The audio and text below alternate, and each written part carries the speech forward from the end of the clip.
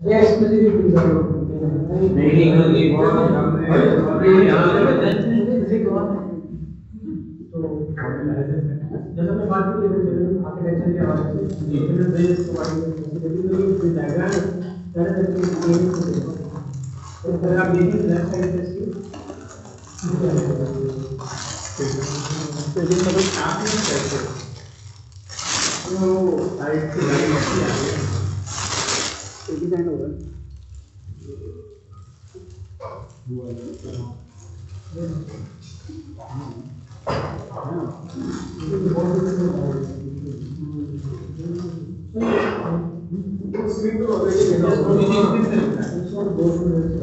Overall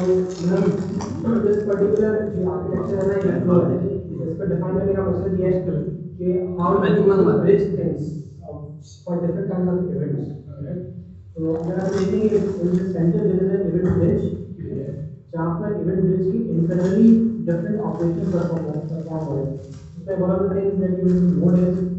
event bridge event bus तो event bridge आपको ना डिफरेंट काइंड्स ऑफ इवेंट बस का कॉन्सेप्ट प्रोवाइड करता है जहाँ पर आप डिफरेंट काइंड ऑफ इवेंट्स को कैटेगराइज कर सकते हैं मिसाल के तौर पर मैं कहता हूँ मेरे डिवाइस के सारे इवेंट्स जो है ना इस इवेंट बस पर आएंगे ठीक है यूजर्स के सारे इवेंट जो है वो इस इवेंट बस पर आएंगे और एंड सो ऑन तो I can actually define event buses ये फ्लो की तरह है हाँ नहीं this is not a word flow नहीं this is basically this is basically कि आप you are categorising your events तो मैं मिसाल के तौर पर बोलता हूँ कि भाई अगर मेरे यूजर के इवेंट्स आएंगे तो मुझे यही एक्शन परफॉर्म करना है ठीक है तो वो मैं उसका जो टारगेट है वो फिर वो एकदम डिवाइस का इवेंट बस नहीं होगा ठीक है तो that's the reason of categorization फिर आप क्या करते हो कि डिफरेंट इवेंट बस की बेसिस पे और डिफरेंट इवेंट्स की बेसिस पे आप उसके रूल्स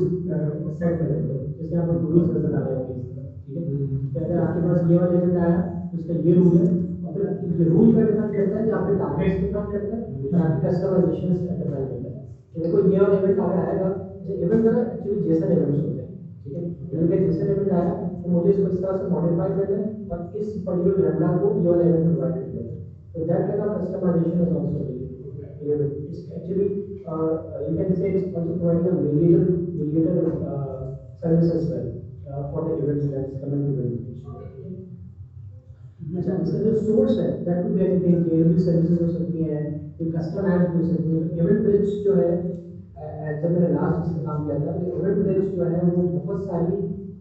थर्ड पार्टी इंटीग्रेशन भी प्रोवाइड कर रहा होता है मिसाल के तौर पे जो हमारे पास सीआरएम टूल्स होते हैं ठीक है किसी भी सीआरएम टूल के साथ ऐसे इवेंट ब्रिज को इंटीग्रेट कर सकते हो कहता है तुम्हारे पास जो भी इवेंट है ना सेंड इट टू मी ठीक है then I will process it for you ठीक है अगर कोई चीज़ मुझे प्रोसेस करवानी है मेरे इंफ्रास्ट्रक्चर पे तो मैं इवेंट ब्रिज के थ्रू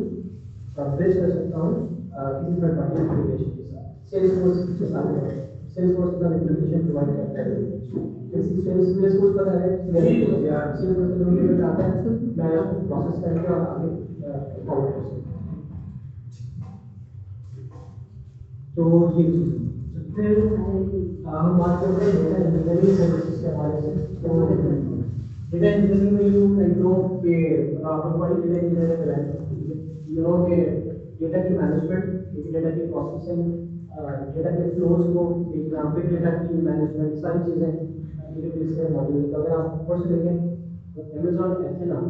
हम इससे बात करते हैं कि आज क्या क्या किस तरह से वर्क करता है क्लाउड सर्च है और Kinesis. Kinesis is one of the big tools जो वीडियो इस्तेमाल एनालिसिस करता है Kinesis. वीडियो एनालिसिस के लिए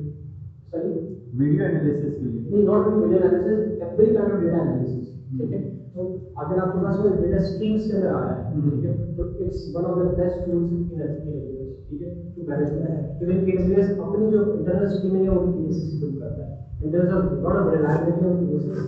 लास्ट चैप्टर में डाउन हुआ था Kinesis जब डाउन हुआ तो सब कुछ डाउन हो गया they have a lot of dependency on themselves as well on Kinesis. जैसे अगर हमारे पास एक MySQL का डेटाबेस है हाँ और उसके साथ हम ये वाली सर्विस यूज़ करना चाहें और कोई विजुअलाइजेशन बनाना चाहें बिल्कुल कर सकते हैं बिल्कुल तो देखिए अगर वही बात है कि आपको यूज केस देखना होगा अगर आपका जो डेटा का फ्लो है दैट स्ट्रीम ठीक है कि जहाँ पर आपके पास आपने जो डेटा के फ्लो की मैनेजमेंट है वो करनी है इतने high level of volume data के साथ, तब तो आप पीसीस यूज करें। लेकिन अगर आपके पास बहुत कम अमाउंट डेटा है, नॉर्मल अमाउंट ऑफ डेटा जो कि मतलब मिलियंस ऑफ रिकॉर्ड्स पर सेकंड में नहीं आ रहे, ठीक है, तो just use streams, right. Streams का कॉन्सेप्ट है, स्ट्रीम्स जो AWS स्ट्रीम्स है वो स्ट्रीम्स इस तरह की चीज़ें आप यूज कर सकते हैं। तो depend upon what's use case will choose that streams. तो डेटा एनालिटिक्स प्रोवाइड करता है कि किसी के अंदर अपना डेटा एनालिटिक्स है, आपके डेटा आ रहा है मल्टीपल लोकेशंस के साथ, आप उसके एनालिटिक्स परफॉर्म कर सकते हैं, स्ट्रीमिंग कर सकते हैं, ये मजीद आप उसको स्ट्रीम कर सकते हैं, वीडियो स्ट्रीमिंग जो आपको किसी ने बोला कि वीडियो स्ट्रीमिंग आप परफॉर्म कर सकते हैं। Redshift is one of big collab database by AWS. It's one of, I would say widely used, but I think one of the widely adopted databases so far in Redshift, AWS Redshift. Collab. QuickSight is a visualization tool जो कि Power BI और इस तरह से QuickSight is a visualization tool in AWS. जब हमें अगर हमारे पास सारा डेटा AWS के अंदर मौजूद है, किनेसिस में मौजूद है या फिर किनेसिस में मौजूद नहीं है, किनेसिस के जो आ है और मैं एक लेवल ऑफ विजुअलाइजेशन करना चाहता हूँ, ठीक है, तो मैं नहीं चाहता कि मेरा डेटा आउटसाइड AWS जाए, ठीक है, तो मैं QuickSight यूज करूँगा, कर सकता हूँ, right. I don't have to use Power BI, ठीक है। लेकिन अगर QuickSight definitely I don't know, actually I don't use that, but अगर कोई कंस्ट्रेंट्स हैं तो फिर आपको डेफिनेटली जाना पड़ेगा Power BI के लिए। But first priority would be कि अगर आपके पास AWS डोमेन में अगर एक चीज मौजूद है, तो the reason to mention here is if you have any service that is there within the AWS domain, to go for that service, because that will give you better output। और उनके पास अपना इंफ्रास्ट्रक्चर है, वो खुद ही manage कर रहे हैं चीज़ों को, और डेटा उसी डोमेन के अंदर मौजूद है, उसी स्पेस के अंदर मौजूद है, ठीक है। You don't have to actually provide perform ये स्पेशल थिंग, और इंटीग्रेशन मौजूद है QuickSight के साथ, अलग इंटीग्रेशन मौजूद है। तो data exchange, data pipeline, glue जो है वो ETL टूल है, एक्सट्रैक्शन ट्रांसफॉर्मेशन टूल है, ठीक है। अगर आपको ETL परफॉर्म करना है, बहुत हाई लेवल की करना परफॉर्म, तो glue is one of the best services. तो AWS पे ETL ग्लू में AWS में ETL ग्लू में होता है। ग्लू, अगर आपको ETL परफॉर्म करना है तो glue.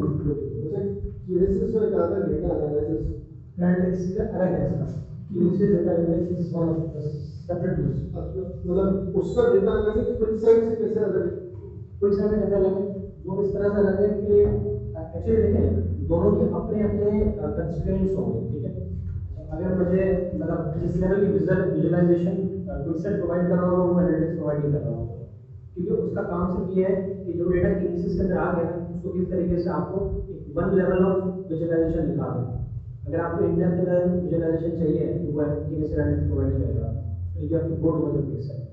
The reason is that देखिए डिफरेंट तरह की यूज केसेस के लिए डिफरेंट तरह की रिक्वायरमेंट्स होती हैं, ठीक है। Not every use case required in depth analysis, ठीक है।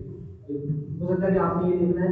कि भाई मेरी मिसाल के अगर आपने यूज केस की बात करें, मेरे पास डिफरेंट तरह के IoT डिवाइसेस में डेटा आ रहा है, वैसे भी देखा जाता है इन जनरल कि मेरे कितनी ऐसी डिवाइसेस हैं जिनमें बैटरी ड्रेनेज के इश्यूज आ रहे हैं इन हाई लेवल, तो मुझे QuickSight जाने की जरूरत नहीं है। I just can aggregated report in Kinesis analytics जो मुझे डेटा स्ट्रीम करते जा रही है, और मेरे पास एक हाई लेवल प्रिंट। अगर मुझे देखना है इन डेप्थ जाके कि भाई किस डिवाइस के अंदर किस तरह का प्रॉब्लम था, तो शायद मुझे QuickSight की तरफ जाना पड़े या मे बी आउटसाइड AWS में। तो मेरा बहुत ज़्यादा इस पे काम हो रही है, but what I can say is different kind of use cases and different kind of leak formation एक है डेटाबेस के बारे में अगर आपने सुना हो तो दैट्स एक्चुअली दैट सर्विस, और स्ट्रीमिंग आपाची काफका का ये मैनेज सर्विस प्रोवाइड करता है AWS।